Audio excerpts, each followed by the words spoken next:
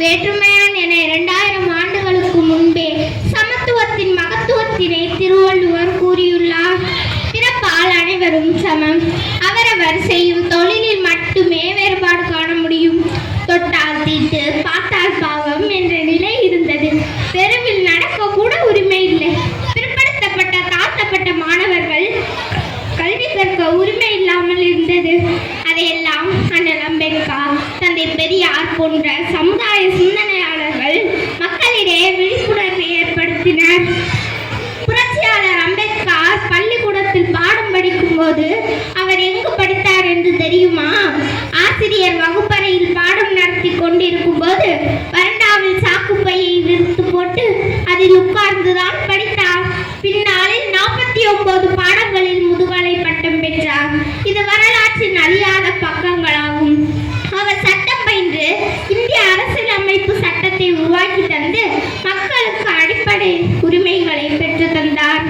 பிள்ளை வெறும் எந்திரம் இல்லையடா பெண்ணினம், ஆணுக்குள்ள உரிமை அனைத்தையும் பெண்ணிற்கு கொடு என்று கேட்டவர் தந்தை பெரியார்.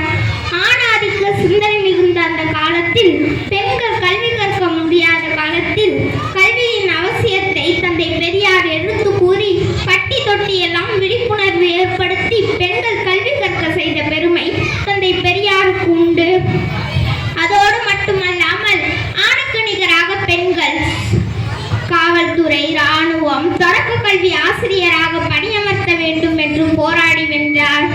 ஆணுக்கு நிகராக பெண்கள் சொத்தில் சம பங்கு வேண்டும் என்று போராடி அதன் விளைவாக பின்னாளில் தமிழக முதல்வராக பதவியேற்ற முத்தமிழ் அறிஞர் டாக்டர் கலைஞர் சட்ட வடிவம் கொடுத்தார்.